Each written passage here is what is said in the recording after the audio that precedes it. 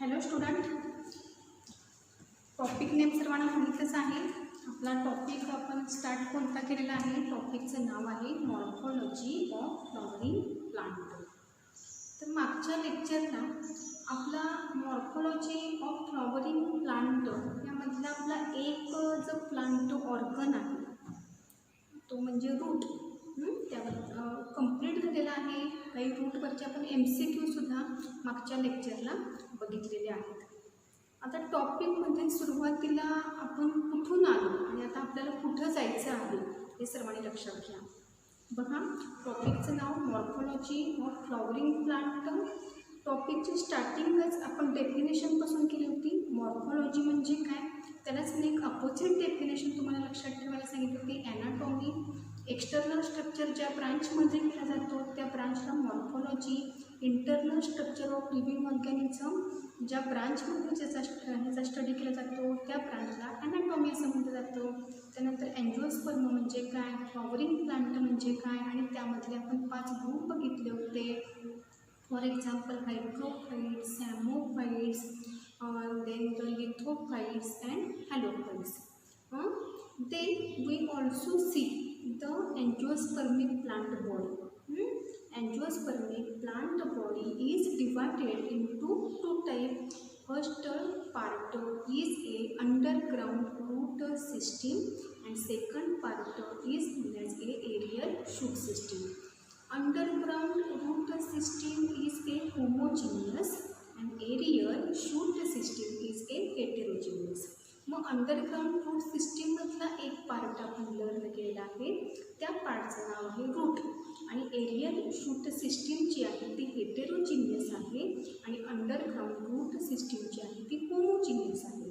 होमोजिनियसचा अर्थ काय की अंडरग्राउंड रूट सिस्टीममध्ये इन्व्हॉल्व होणारा त्यामध्ये एकच पार्ट आहे तो म्हणजे रूट. आणि एरियल शूट सिस्टीम ही हेटेरोजिनियस असं आपण म्हणतो. का हेटेरोजिनियस आहे, because it consist different types of the organ, that is stem, leaf, flower etcetera. Then we also first understand the definition of root, then the characteristic of root, then region of the root. Region of the roots मध्ये 5 type बघितलेले आहेत. First जो region आहे त्या रिजनचं नाव आहे region of the root cap. Second जो रिजन आहे त्या रिजनचं नाव आहे region of the cell division. Third जो रिजन बघितला होता त्या रिजनचं नाव होतं region of the elongation. Fourth region of the absorption.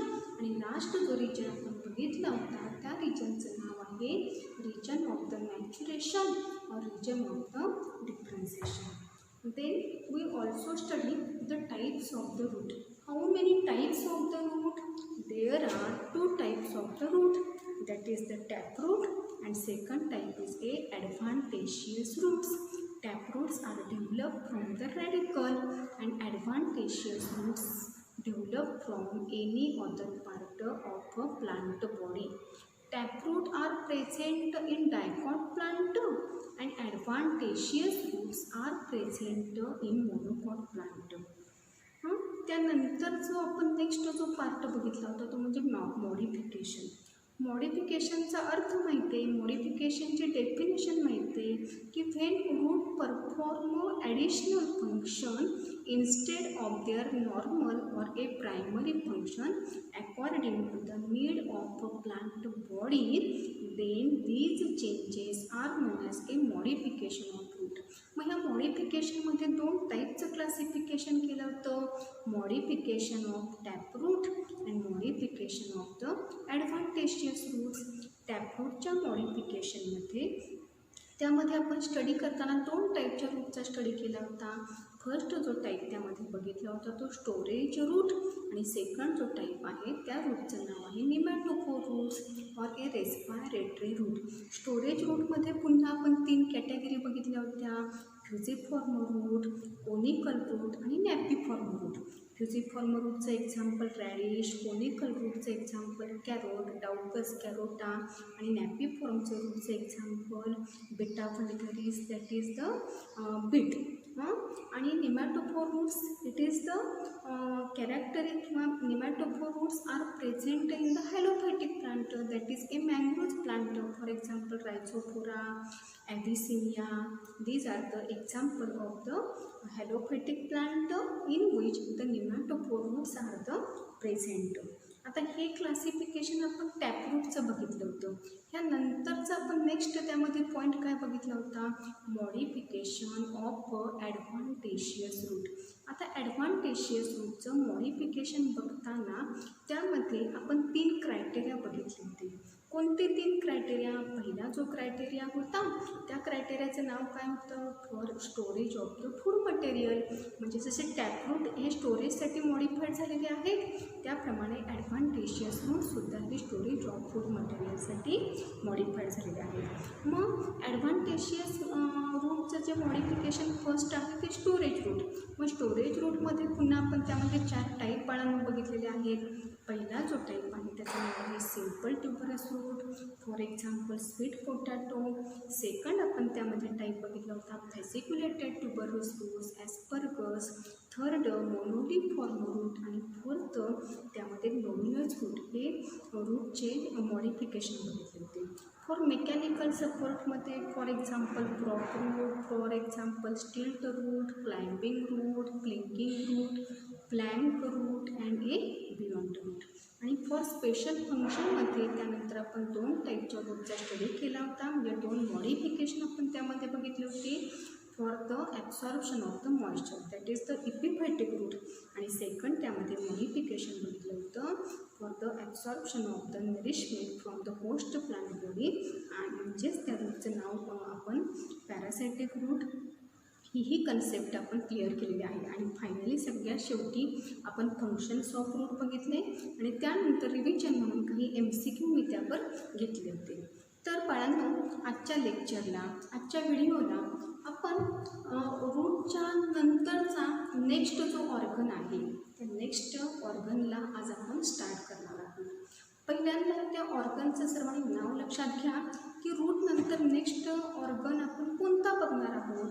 त्या ऑर्गनचं नाव काय आहे, तर पहिल्यांदा त्या ऑर्गनचं नाव लक्षात घ्या, स्टेम. आता सर्वांना हा पॉईंट क्लिअर आहे. Angiospermae plant body is divided into how many part? That is the 2 part.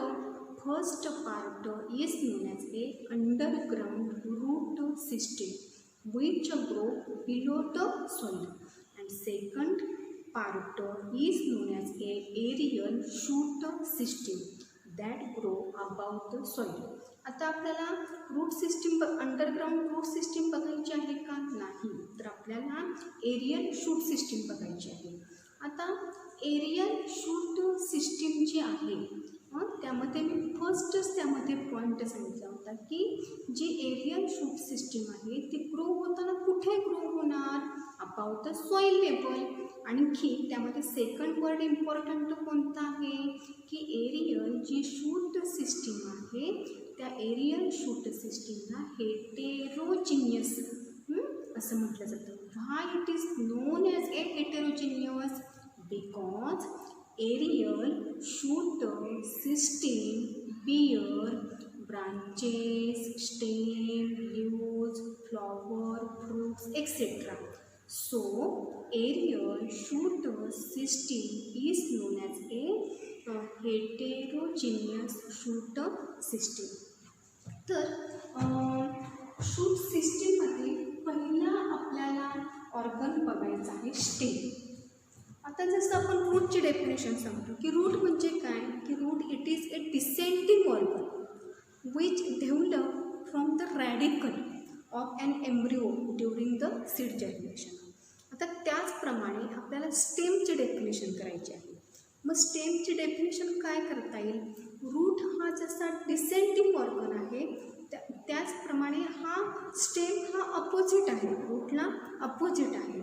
मग रूट स्टेमबद्दल पहिलं सेंटेन्स इथं तुम्ही काय लक्षात ठेवणार? Stem is a ascending organ of plant body.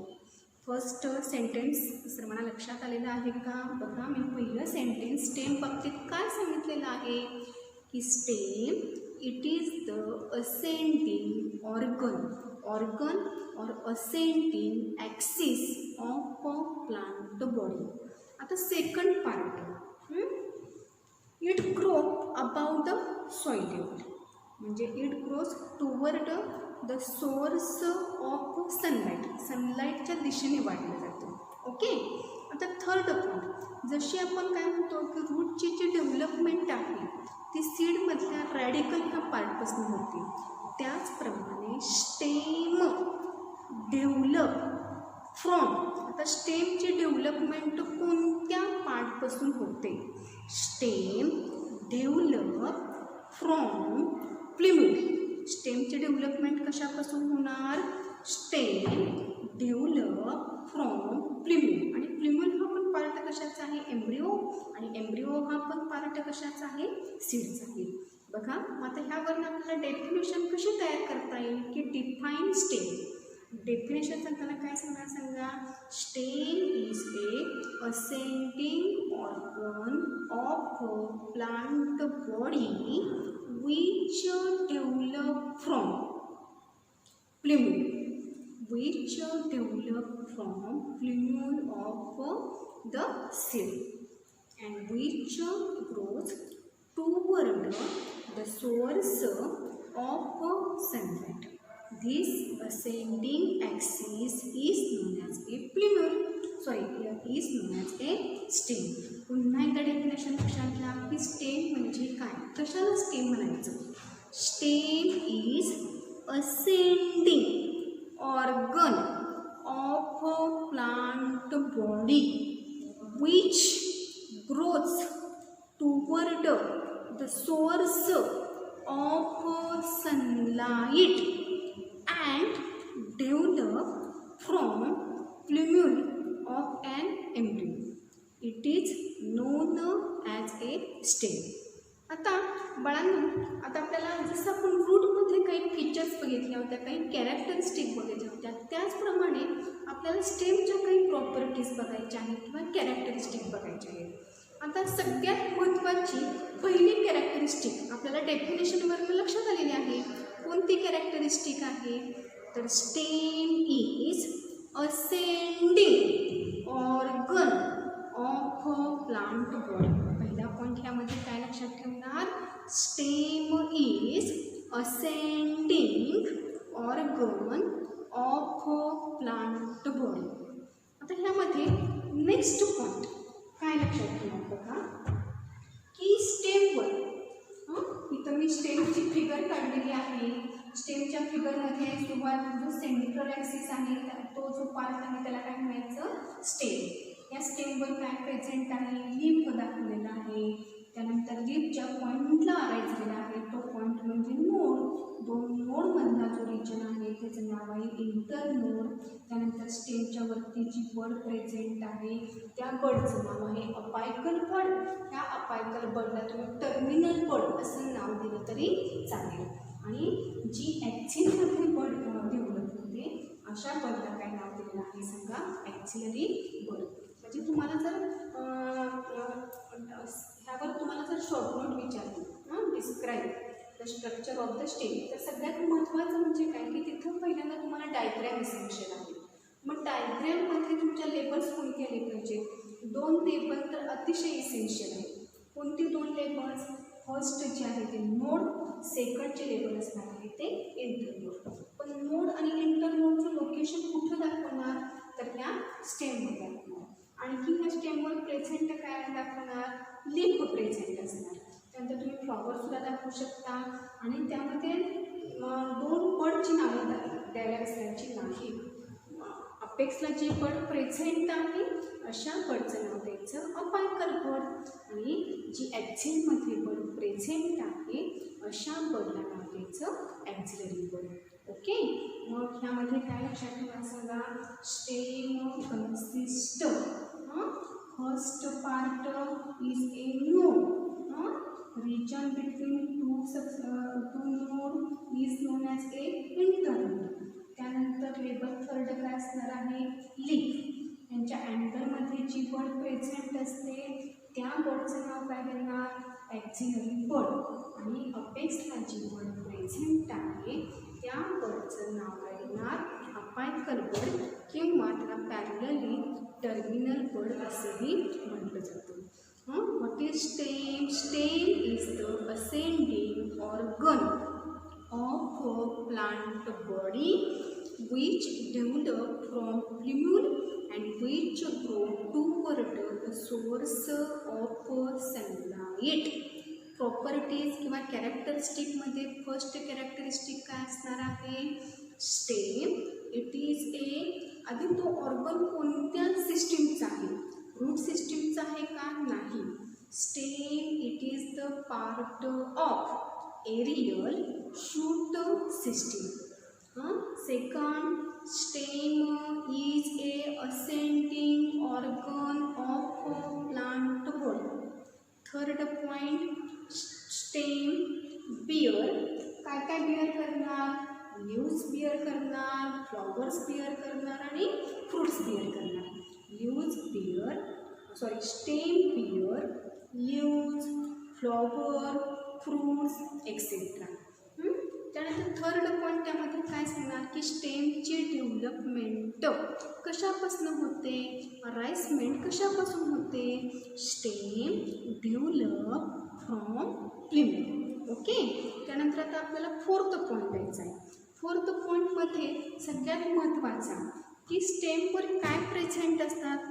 Nodes and internodes. आपण सांगायला विसरायचं नाही. समजा तुम्हाला रूटवर आणि स्टेमवर असा जर डिफरन्स तुम्हाला जर करायचा असेल तर दोन डिस्टिंग्विश पॉईंट आपले तयार झालेले आहेत. पहिला पॉईंट आपण काय सांगू शकतो की रूट हा डिसेंडिंग ऑर्गन आहे, स्टेम हा असेंडिंग ऑर्गन आहे. Second point, root develop from radicle. इकडं सेकंड पॉईंट काय लक्षात ठेवणार सांगा? Stem develop from plumule. आता इथं प्लिम्यूलचं स्पेलिंग काय आहे? प्लिम्यूल बघा इथं स्पेलिंग ते stem develop from plumule. Root develop from radicle and stem develop from plumule. आणि स्टेमवर काय काय प्रेझेंट असणार? Stem consist nodes and internodes. In previous lecture we understand the term node. What is node? The node, it is present on the stem and the point of a stem which bear leaves. This point is known as a node and the region between two successive node is known as a internode. म्हणजे node कशाला म्हणायचं की स्टेमवर ज्या पॉईंटला लीफची अराइजमेंट झालेली आहे तो point जो स्टेमवर प्रेझेंट आहे त्या पॉईंटला काय म्हणायचं? नोड. आणि इंटरनोडचा अर्थ काय की दोन नोडमधला जो रिजन आहे त्या रिजनला काय म्हणायचं? Internode. Stem bear leaves, flowers, fruits etcetera. Stem develop from plumule. Next, stem consist distinct node and internode. त्यानंतर आता प्रॉपर्टीजमध्ये आणखी आपल्याला 3 प्रॉपर्टीज त्यामध्ये सांगायच्या. कोणत्या 3 प्रॉपर्टीज? बघा, पहिली प्रॉपर्टी ह्यामध्ये काय लक्षात ठेवणार? Stem grows toward the source of sunlight. त्यामुळं स्टेमला म्हणताना काय म्हणायचं? Positively phototropic. Stem is a positively phototropic. आता त्यानंतर point, it grows opposite to the source of water and soil. म्हणून मग स्टेमला काय म्हणणार सांगा? किंवा stem grow away from source of water and source of soil. So stem is called negatively geotrophic, negatively hydrotrophic, but it grows toward the source of sunlight, so they are called as a positively phototropic. बघा पुन्हा एकदा मी सगळ्या properties repeat करते. पहिली property त्यामध्ये काय सांगता येईल की स्टेम हा पार्ट असेंडिंग आहे का डिसेंडिंग आहे? असेंडिंग पार्ट आहे. डेव्हलपमेंट कशापासून होणार? प्ल्युमलपासून होणार. ओके. स्टेम हा पार्ट कोणत्या सिस्टीमचा आहे? Aerial shoot system. त्यानंतर स्टेम बिअर करताना कोणत्या ऑर्गनला बिअर करणार? लीफला बिअर करणार, फ्लॉवरला बिअर करणार आणि फ्रूटला बिअर करणार. त्यानंतर स्टेमवर प्रेझेन्सी कुणाची आहे सांगा? Nodes and internodes. Stem grow toward the source of sunlight, so they are called positively phototropic, but they grow away from the soil and water, so they are called as a negatively geotropic and negatively hydrotropic. आणखी एक स्टेमवर सगळ्यात महत्त्वाचा present असणारा part म्हणजे बड. आता ह्या बर्डवर मी आत्ता काही डिटेल जास्त बोलणार नाही, कारण नेक्स्ट लेक्चरला आपण जेव्हा स्ट्रक्चर बघणार आहोत स्टेमचं, त्यामध्ये मात्र आपल्याला बर्ड ही कन्सेप्ट म्हणजे बर्ड म्हणजे काय, बर्डचे टाईप कोणते असतात हे आपण नेक्स्ट लेक्चरमध्ये बघणार आहोत. एवढंच लक्षात घ्या की कॉम्पॅक्ट जी शूट सिस्टीम आहे की जी ओव्हरलॅप्ड होते यंग लीव्सनी, त्या शूट सिस्टीमला बर्ड असं म्हटलं जातं. मग आता डायग्राममध्ये 2 टाईपच्या तर बर्ड मी दाखवलेल्याच आहेत. कोणत्या 2 बर्ड? एक म्हणजे अपेक्सला प्रेझेंट असणारी जी बर्ड आहे त्या बर्डचं नाव आहे अपायकल बर्ड. जी ॲक्झिलमध्ये बर्ड दाखवलेली आहे त्या बर्डचं नाव काय आहे सांगा? Auxiliary bird. मग आता पुन्हा एकदा कॅरेक्टरिस्टिक लक्षात घ्या. First characteristic, stem is the ascending axis or ascending organ of a plant body. Stem bear leaves, flowers, fruits. Third point, stem develop from plumule. Fourth point, stem consists node and internode. What is node? The point of stem where leaf is present or leaf borne. This point is known as a node. And what is internode? The region between 2 successive nodes is known as a internode. Stem also bear different type of the bird. For example, apical bird. For example, axillary bird. Then stem, when stem is green in colour, म्हणजे स्टेमचा जर colour green असेल तर green colour काय indicate करणार की जसं leaf फोटोसिंथेसिसमध्ये take part करतात त्याचप्रमाणे जर स्टेमचा कलर ग्रीन असेल, यंग कंडिशनमध्ये माहिती आहे की स्टेमचा कलर हा शक्यतो कसा असतो? ग्रीन कलर असतो. आणि ग्रीन कलर काय इंडिकेट करणार की क्लोरोप्लास्ट म्हणजे क्लोरोफिल पिगमेंट प्रेझेंट आहे आणि त्यामुळे तिथं स्टेमचं फंक्शन काय असणार आहे सांगा? Stem take part in the process of the photosynthesis. पण स्टेम जेव्हा मॅच्युअर होतो तेव्हा मात्र ह्या स्टेमचा कलर चेंज होतो.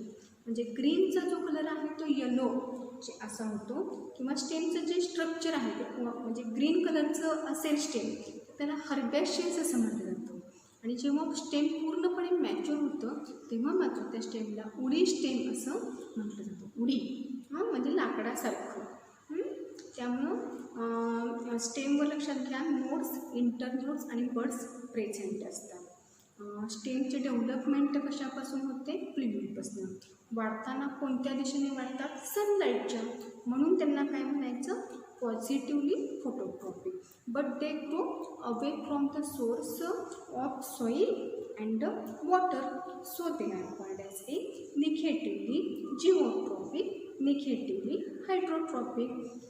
तर अशा प्रकारे आपल्याला स्टेम म्हणजे काय, स्टेमची डायग्रॅम कशी काढायची, त्यामध्ये कोणते लेबल्स द्यायचे आणि स्टेममध्ये कोणकोणत्या कॅरेक्टरिस्टिक प्रेझेंट असणार, हा पॉईंट तुम्हाला लक्षात आला असेल. आता ह्या वर्ण जर आपल्याला रूट आणि स्टेममधला जर डिफरन्स करायचा असेल, मगाशी सांगितल्याप्रमाणे आपण 2 पॉईंट त्यामध्ये डिस्टिंग्विश ऑलरेडी केलेले आहेत, पण पुढचे पॉईंट काय असणार बघा. मगाशी सांगितल्याप्रमाणे पहिला पॉईंट काय सांगता येईल की रूट हा पार्ट कसा आहे सांगा, किंवा ऑर्गन कसा आहे, डिसेंडिंग ऑर्गन. तसं स्टेममध्ये आपण हाच पॉईंट काय तिथे एक्सप्लेन करू शकतो, stem is the ascending organ. Second point, रूटची डेव्हलपमेंट कशापासून होणार, रॅडिकलपासून होणार. स्टेमचे डेव्हलपमेंट कशापासून होणार, प्लुमेलपासून होणार. आता थर्ड जो मेजर डिफरन्स आहे की ज्याच्यामुळे आपण आयडेंटिफाय करतो की ही रूट सिस्टीम आहे, ही शूट सिस्टीम म्हणजे हे स्टेम आहे. Root does not consist nodes and internodes.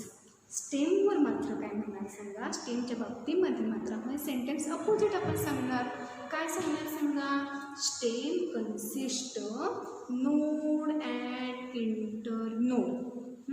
आता फोर्थ पॉईंट काय सांगता येईल, रूट्स कसे असणार सांगा, पॉझिटिव्हली जिओट्रॉपिक. स्टेममध्ये मात्र हा पॉईंट आपण काय सांगणार सांगा, निगेटिव्हली जिओट्रॉपिक. आता त्यानंतरचा डिफरन्स आपल्याला काय सांगता येईल, रूट्स आर पॉझिटिव्हली हायड्रोट्रॉपिक. तुम्ही मात्र इथं पॉईंट रूट स्टेममध्ये हाच पॉईंट अपोजिट कसा एक्सप्लेन करणार, they are negatively हायड्रोट्रॉपिक.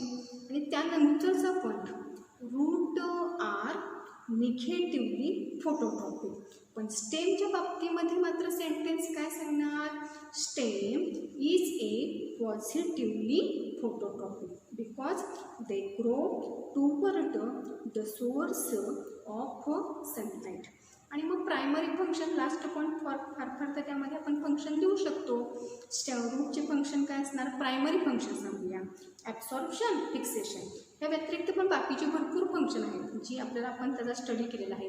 For example storage of food, mechanical support, त्यानंतर respiration that is a gaseous exchange, for absorption of moisture, for nourishment from the host plant body, आणि assimilatory route म्हणजे synthesis करतात फूडचं, ट्रॅफा, Tinospora ही example सांगितली होती. पण डिफरन्समध्ये आपण काही एवढं सगळं लिहू शकत नाही. तर मग तिथं फक्त एक लास्ट पॉईंट तिथे मेन्शन करा की प्रायमरी फंक्शन रूटची काय असणार आहेत, तर ॲब्सॉर्प्शन आणि फिक्सेशन.